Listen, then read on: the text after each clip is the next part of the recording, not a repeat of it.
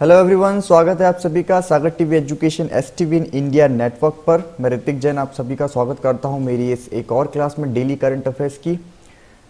तो 17 दिसंबर, आज 17 दिसंबर का करंट अफेयर्स हम डिस्कस करेंगे इस पूरी क्लास में। फटाफट से 15-20 मिनट में जो जो भी करंट अफेयर्स अभी घटा है उसकी हम चर्चा कर लेंगे।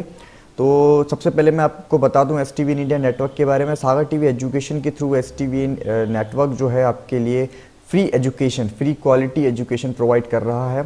तो अगर आपको इससे जुड़े किसी भी चीज़ के बारे में जानकारी हासिल करनी है तो फिर स्क्रीन पर कुछ नंबर, एक नंबर फ्लैश हो रहा है, आप उस पर जाइएगा और मैसेज कर दीजिएगा, उससे आपको सारी जानकारी मिल जाएगी।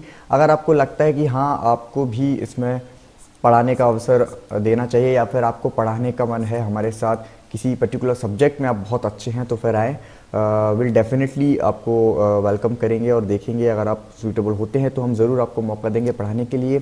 सो ये हमारा व्हाट्सएप नंबर है, याद रखो, कोई और नंबर नहीं, सिर्फ यही नंबर 9425139885, इस पर आपको कॉल करना है या फिर मैसेज करना है, जिससे आपकी जो भी क्वेरी होगी या फिर जो भी आपको क्वेश्चन है वो आप हम तक पहुंचा सकते हैं इस नंबर के माध्यम से, ठीक है। साथ ही साथ अगर आप टेलीग्राम चलाते हैं तो सागर टीवी एजुकेशन टेलीग्राम ग्रुप जो है उसे जाकर ज्वाइन कर लीजिए और इसे शेयर भी कीजिए ताकि अधिक से अधिक लोग आएँ। जैसे ही कुछ मिनिमम नंबर ऑफ स्टूडेंट्स हमें चाहिए वो आएंगे तो टेलीग्राम ग्रुप के माध्यम से, जो आप देखते हैं आजकल एक बच्चों को टेलीग्राम जो है बहुत अच्छा एक ज़रिया बन गया है एजुकेशन का, क्विजेस का। सो हम उसका इस्तेमाल करके आपके लिए वो सारी फैसिलिटीज़ प्रोवाइड करेंगे। तो सागर टीवी एजुकेशन टेलीग्राम ग्रुप है, आप इसको भी ज्वाइन कर लीजिएगा। इन दोनों चीज़ों को आप जाइएगा। व्हाट्सएप पर जब आप जाएंगे ना तो इस नंबर पर जाकर आपको व्हाट्सएप ग्रुप जो है हमारा वो भी बता दिया जाएगा इसके लिए। और हमारी जो व्हाट्सएप ग्रुप की या टेलीग्राम ग्रुप की लिंक्स है, अगर आप मैसेज सर्च नहीं कर पा रहे हैं तो डिस्क्रिप्शन में चले जाइएगा, वहाँ पे आपको सारे लिंक्स मिल जाएंगे। हमारे सारे नेटवर्क जहाँ पे आपको हमारी जो क्लासेस हैं मिलेंगी, वो सारे नेटवर्क्स के लिंक्स, आपको जो चैनल्स हैं उनके लिंक्स मिल जाएंगे डिस्क्रिप्शन में जाके।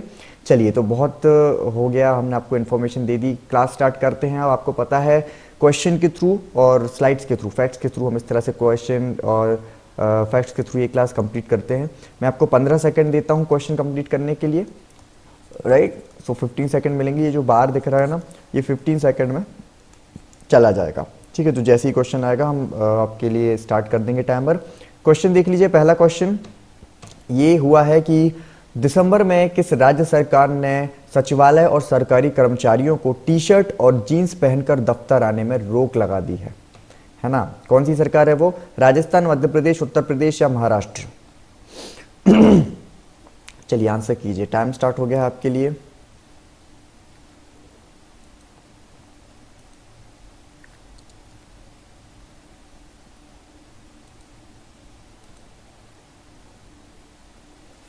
ओके, टाइम हो गया है आपके लिए। सही आंसर क्या है इसका?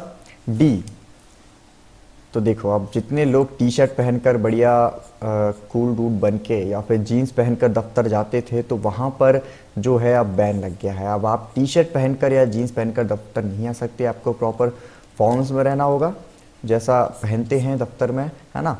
तो ये केवल सरकारी कर्मचारियों और सचिवालय पर जो है लागू किया गया है। राज्य सरकार ने सरकारी कर्मचारियों और सचिवालय के सभी जो सरकारी कर्मचारी और सचिवालय कर्मचारी हैं उनको बोल दिया है, बता दिया है कि आप टी शर्ट और जीन्स पहनकर आप ऑफिस नहीं आ पाएंगे, ठीक है। तो बढ़िया फॉर्मल्स खरीदो जो महाराष्ट्र के लोग हैं और ऑफिस जाइएगा। अगर आप सरकारी कर्मचारी हैं तो आपको इसी तरह ऑफिस आना होगा। आगे बढ़ते हैं।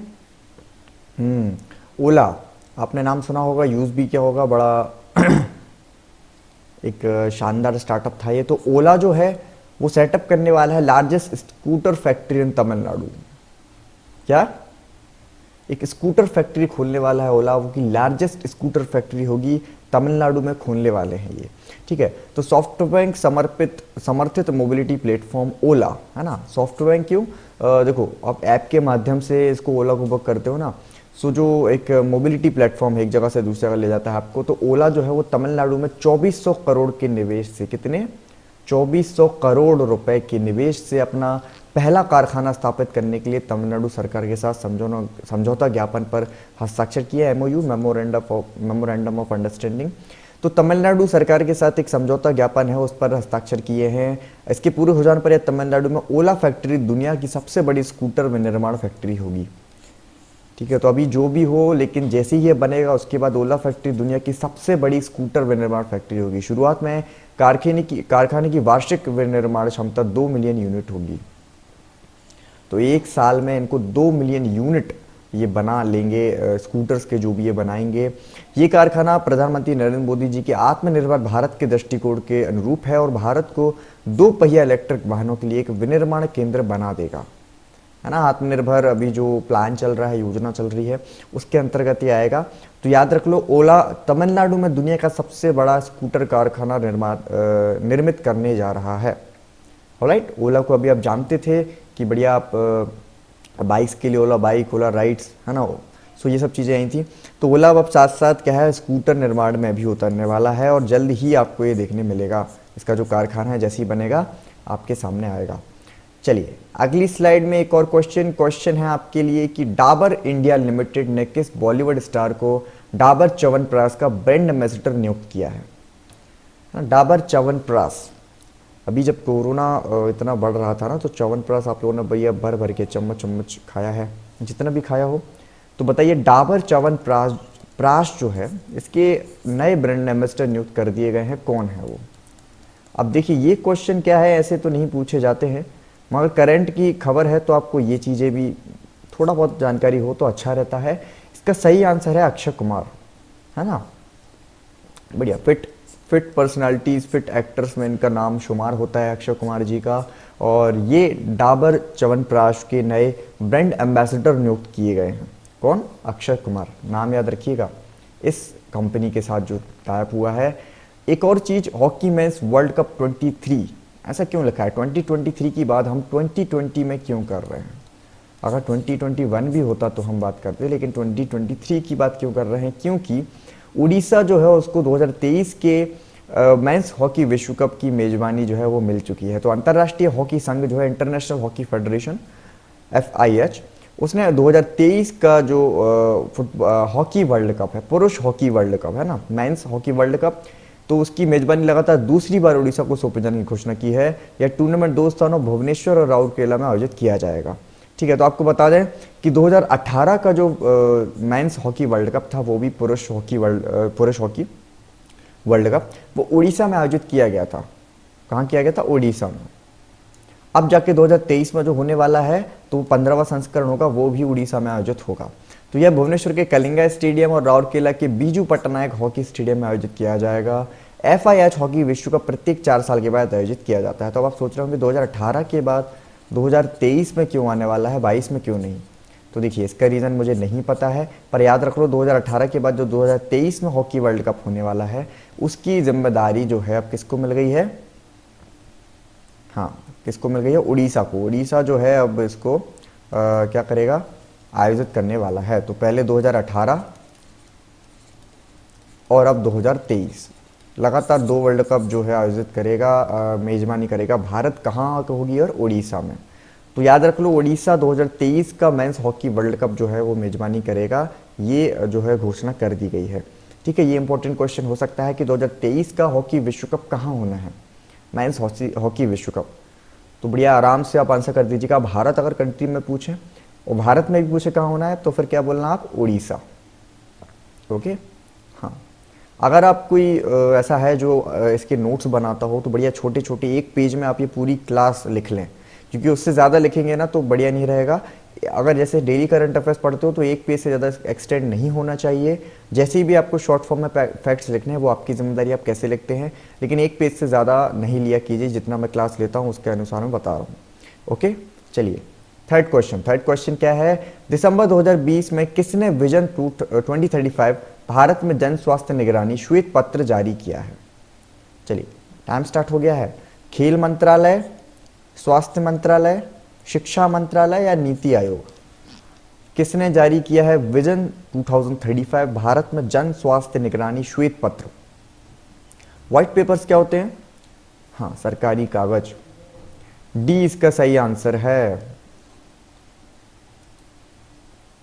बिल्कुल डी यानी नीति आयोग इसका सही आंसर है। नीति आयोग जो है उसने जो है ये श्वेत पत्र जारी किया है। ठीक है, इसके बारे में थोड़ी हम बात कर लेते हैं कि क्या हुआ है इसमें। देखो, NITI Aayog, national institution for transforming India, कौन है इनके सीईओ इस वक्त? बताइए कौन है इसके सीईओ? मैंने शायद आपको पढ़ाया था ये कि नहीं, मुझे याद नहीं है। अमिताभ कांत। हाँ, अभी मैंने कुछ एक हाल ही में एक लेक्चर जो है सीरीज स्टार्ट करी थी अनअकैडमी पर, कॉन्स्टिट्यूशनल एंड स्टैट्यूटरी बॉडीज, तो उसमें नीति आयोग भी आया था। ये आएगा स्टैट्यूटरी बॉडीज में, यानी गैर संवैधानिक निकाय है ये। गैर संवैधानिक में भी सांविधिक निकाय है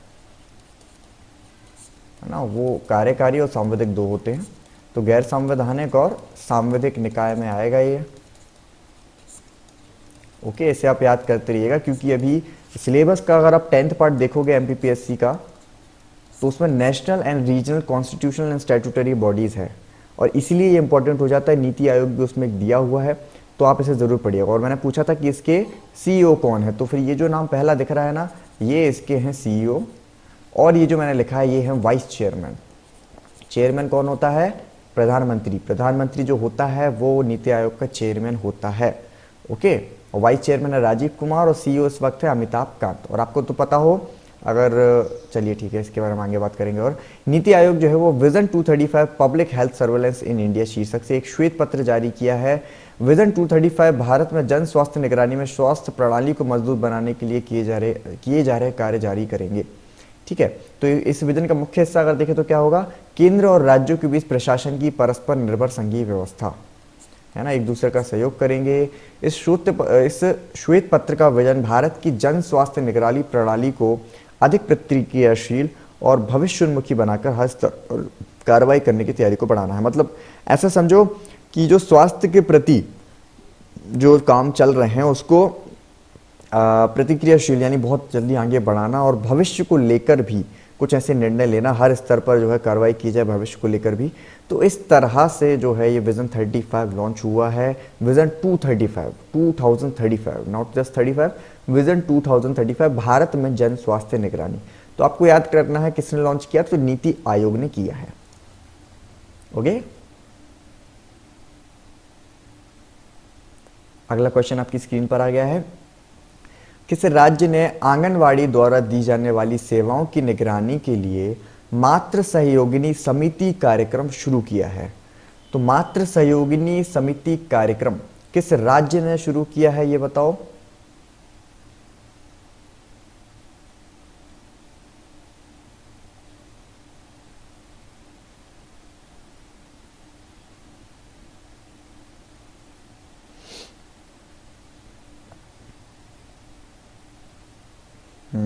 time is up. The right answer is a. बिल्कुल, इसको आप याद रखना बड़े अच्छे से, क्योंकि मध्य प्रदेश का क्वेश्चन, मध्य प्रदेश इसका आंसर है, तो क्वेश्चन ये जो है इंपॉर्टेंट हो गया है एमपी के एग्जाम्स के लिए। तो मध्य प्रदेश में एक मातृ सहयोगिनी समिति शुरू होने वाली है। उसमें क्या होगा? आंगनवाड़ी द्वारा जो सेवाओं की निगरानी की जाती है उसके लिए मातृ सहयोगिनी समिति शुरू की गई है। ठीक है, मात्र इसमें क्या है, हर एक आंगनवाड़ी केंद्र पर एक मातृ सहयोगिनी समिति होगी जिसमें होंगे 10 सदस्य। आपको दिख रहा है ना, ये पेन दिख रहा है कि नहीं दिख रहा है? रुको,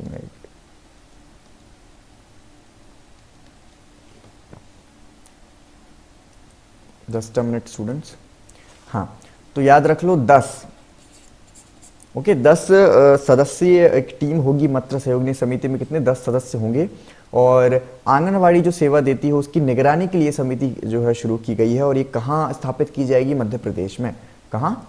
मध्य प्रदेश में स्थापित होगी। आगे बढ़ते हैं, स्क्रीन पर दिख रहे हैं एस्वातिनी। एस्वातिनी एक कंट्री है। कौन है? कंट्री। देखो ऐसे इसका नाम लिखा जाएगा, मैं इसको लिख के बताता हूँ। एस्वातिनी, ये साउथ अफ्रीका में आती है country.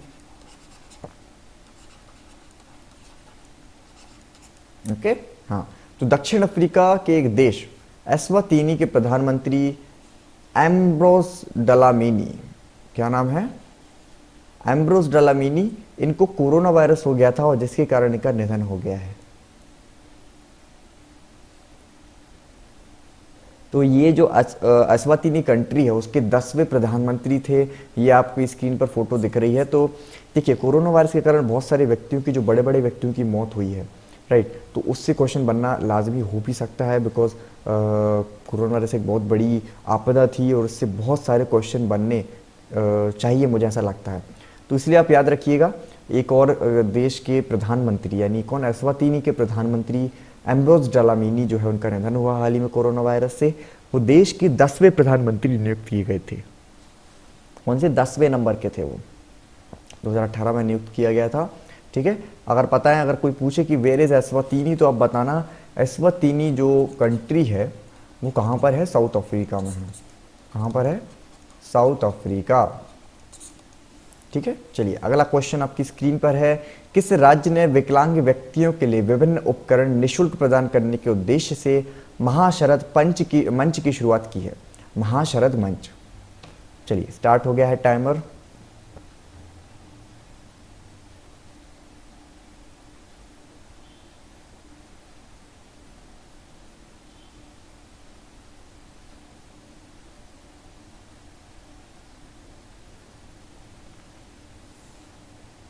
Okay okay okay okay, time is up. किस किस ने सही आंसर दिया है? इसका सही आंसर है महाराष्ट्र,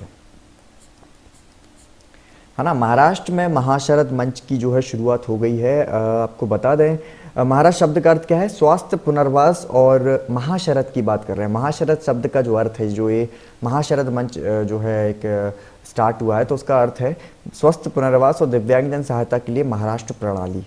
तो ऐसा कुछ इसका फुल फॉर्म है। लेकिन याद रख लो कि विकलांग व्यक्तियों के लिए विभिन्न उपकरण निःशुल्क प्रदान करेगा ये एक मंच, महाशरद मंच। कहाँ पर शुरू हुआ है? महाराष्ट्र में। ठीक है। अभी हाल ही में एक और खबर आई कि हिंद केसरी विजेता पहलवान श्रीपति खान चनेले का निधन हुआ। ठीक है, तो वर्ष 1959 में प्रतिष्ठित हिंद केसरी खिताब जीतने वाले प्रसिद्ध भारतीय पहलवान, तो 1959 में उन्होंने ये खिताब जीता था जिसका नाम था हिंद केसरी, और नाम था पहलवान का क्या? श्रीपति खान चांदले। ठीक है, श्रीपति खान चांदले, इनका हाल ही में निधन हुआ। 1959 में खान चांदले ने दिल्ली के न्यू रेलवे स्टेडियम में पहलवान रुस्तम पंजाब बटा सिंह को हराकर हिंद केसरी का खिताब जीता था। तो रुस्तम पंजाब के नाम से जाने वाले बटा सिंह को हराया था 1959 में। तो प्रतिष्ठित हिंद केसरी खिताब भारतीय कुश्ती का दुनिया में सर्वोच्च सम्मान है। तो अगर भारतीय कुश्ती की बात करें तो दुनिया में कोई सर्वोच्च सम्मान है तो कौन सा है? हिंद केसरी। वह महाराष्ट्र सरकार द्वारा दिए जाने वाले शिव छत्रपति पुरस्कार के प्राप्तकर्ता भी थे। शिवाजी छत्रपति, इट्स नॉट शिव, शिवाजी छत्रपति पुरस्कार के प्राप्तकर्ता भी थे। कौन? हिंद केसरी विजेता पहलवान श्रीपति खान चनेले। ठीक है, तो देखिए आपकी फोटो में तस्वीर दिख रहे हैं, बहुत पुरानी फोटो है ये, तो जब ये पहलवान थे और अभी हाल ही की फोटो, तो इनका निधन हो गया है। ओके, नाम रखना कि श्रीपति खान चनेले किस से बिलोंग करते थे? तो वो पहलवान थे, हिंद केसरी विजेता।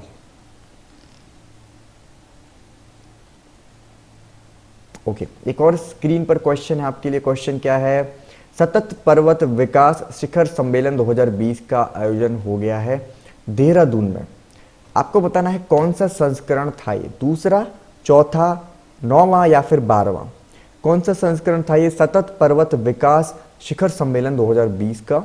यानी जो सतत पर्वत विकास शिखर सम्मेलन होते हैं उसका कौन सा संस्करण है ये? चलिए आपको बता दूं, इसका सही आंसर है सी। तो पहले एक चीज याद रख लो कि जो सतत पर्वत विकास शिखर सम्मेलन जो है वो इस बार का देहरादून में आयोजित किया गया। कहां पर? देहरादून, उत्तराखंड में से आयोजित किया गया। और ये इस साल जो हुआ है उसका 9वां संस्करण था। कौन सा? 9वां संस्करण था ये। ठीक है, तो आपको बता दें इसके बारे में थोड़ा सा। उत्तराखंड के देहरादून में सतत पर्वत विकास शिखर सम्मेलन का आयोजन किया गया। ये 9वां संस्करण था। 4 दिन तक ये चला। इस शिखर सम्मेलन का आयोजन इंडियन माउंटेन इनिशिएटिव IMI ने करवाया था। किसने? इंडियन माउंटेन इनिशिएटिव ने। और इसकी मेजबानी सतत विकास मंच Uttaranchal, sustainable development forum Uttaranchal द्वारा की गई थी। 2020 में जो SMDS है उसका विषय यानी सस्टेनेबल माउंटेन डेवलपमेंट समिट, इसी का सतत पर्वत विकास शिखर सम्मेलन का जो थीम था वो था emerging pathways for building a resilient post covid mountain economy, adaptation, innovation and acceleration. तो ये इसकी थीम थी। ठीक है, तो इसका 9वां संस्करण जो है आयोजित किया गया देहरादून में, सतत पर्वत विकास शिखर सम्मेलन। ठीक है, याद रखिएगा देहरादून में आयोजित हुआ है सतत पर्वत विकास शिखर सम्मेलन का 9वां संस्करण। ठीक है, एक और क्वेश्चन आपकी स्क्रीन पर, किस देश के हैं पॉल सीन ट्वा? क्यों पूछ रहे हैं ऐसा? क्योंकि वर्ष 2020 का एशिया का गोल्डमैन पर्यावरणीय पुरस्कार उनको मिला है। बताइए किस देश के हैं ये। 15 सेकंड आपके अब शुरू हो चुके हैं। यहाँ से टाइमर शुरू होता है, तो इस तरह से अगर आप नीचे जाओगे तो यहाँ पे फर्स्ट 1 सेकंड बचेगा, और ये भी अब ख़त्म हो गया है ना। Time up, time up, time up. तो इसका सही आंसर आपको बता दें, इसका सही आंसर है बी। म्यांमार के हैं पॉल सीन ट्वा। एशिया का गोल्डमैन पर्यावरणीय अवार्ड इनको 2020 का प्रदान किया है। तो याद रखो, Goldman environmental award of Asia this year goes to Paul Sein Twa. Okay, देखो ये हैं वो व्यक्ति, Paul Sein Twa. International union for conservation of nature IUCN द्वारा एशिया क्षेत्रीय कार्यालय ने पॉल सीन ट्वा को एशिया के गोल्डमैन पर्यावरणीय पुरस्कार 2020 से सम्मानित किया। ये पुरस्कार उनको मिला क्यों है? तो ये ध्यान लो, उन्होंने क्या किया था, प्राकृतिक संसाधनों के प्रबंध में करेन लोगों के आत्मनिर्णय को बढ़ावा देने के लिए प्रयास किए थे। पॉल 2001 में स्थापित करेन environment and social action network के संस्थापक हैं, सह संस्थापक। ठीक है, तो याद रख लो जो है कौन, IUCN द्वारा जो ये दिया गया पॉल सीन ट्वा को गोल्डमैन पर्यावरणीय पुरस्कार। ओके, तो गोल्डमैन पर्यावरणीय पुरस्कार 2020 दिया गया पॉल सीन ट्वा को, एशिया के लिए गोल्डमैन पर्यावरणीय पुरस्कार। ओके, चलिए नेक्स्ट क्वेश्चन। अभी हाल ही में भारतीय सेना के सेनाध्यक्ष जनरल मनोज मुकुंद नरवणे, आपने नाम सुना है ना, तो इनको गार्ड ऑफ ऑनर दिया गया है। गार्ड ऑफ ऑनर दिया गया, तो किस सम्मान से इसे, किस कंट्री ने इसको सम्मान से सम्मानित किया है? पाकिस्तान, नेपाल, चाइना या सऊदी अरब? पाकिस्तान, नेपाल, चाइना या फिर UAE, किसने सम्मानित किया है उनको गार्ड ऑफ ऑनर से? कौन थे वो? भारतीय सेना के सेनाध्यक्ष general MM Naravane guard of honour से उनको सम्मानित किया है। टाइम खत्म हो गया है। इसका सही आंसर है डी, सऊदी अरब, यानी UAE, है ना, यूनाइटेड अरब एमिरेट्स। वहाँ पर इनको जो है गार्ड ऑफ ऑनर दिया गया है। आपको बता दें, ऐसा पहली बार हुआ है कि किसी देश को जो है कोई मतलब भारतीय सेना का अध्यक्ष कहीं UAE में जो है यात्रा पे गया हो, और इसलिए जो है इनको जो गए ये मनोज मुकुंद नरवणे जी, और उनको जो गार्ड ऑफ ऑनर सम्मान से जो है सम्मानित किया गया। चलिए ये बताइए, एक क्वेश्चन और मतलब ये और बता दीजिए, इंडियन नेवी के अध्यक्ष कौन है? ध्यान रखना, करमबीर सिंह। ठीक है, और अगर एक नाम और आपको याद हो, राकेश भदौरिया। ये सेना के हो गए, नेवी के हो गए, तो बच्चा क्या, एयरफोर्स। तो ये 3 नाम आप जरूर याद रखिएगा, ऐसे कुछ भी ये ऐसे क्वेश्चन बन जाते हैं, राइट। तो इसका आंसर क्या था? सऊदी अरब। सऊदी अरब ने मनोज मुकुंद नरवणे जी को जो देश गए थे यात्रा पर, उनको गार्ड ऑफ ऑनर से सम्मानित किया है। चलिए, तो आज की ये क्लास यहीं खत्म होती है। मैं आपको फिर से बता दूं, अगर आपको हमारे नेटवर्क से जुड़ना है तो इस व्हाट्सएप नंबर पर आप अपनी डिटेल जो है वो मैसेज कर सकते हैं मुझे, है ना। तो आपको जो है आपकी सारी इन्फॉर्मेशन हम तक पहुंच जाएगी, ये नंबर है। और अगर आप टेलीग्राम चलाते हैं तो फिर ये है टेलीग्राम चैनल सागर TV एजुकेशन, उसे भी ज्वाइन कीजिएगा। हम टेलीग्राम की सारी फैसिलिटी का यूज़ करेंगे। एक बार कुछ पर्टिकुलर जो हम टारगेट कर रहे हैं उतने लोग बच्चे जुड़ जाएं तो हम ज़रूर उसका इस्तेमाल करेंगे। तो 9425139885 इस नंबर को आप याद कर लो, और जो डिस्क्रिप्शन में कुछ लिंक्स दी हैं ग्रुप्स की, तो उसको ज़रूर जाकर फॉलो कर लीजिएगा। चलिए, तो ये क्लास हम यहीं फिनिश करते हैं। Thank you very much.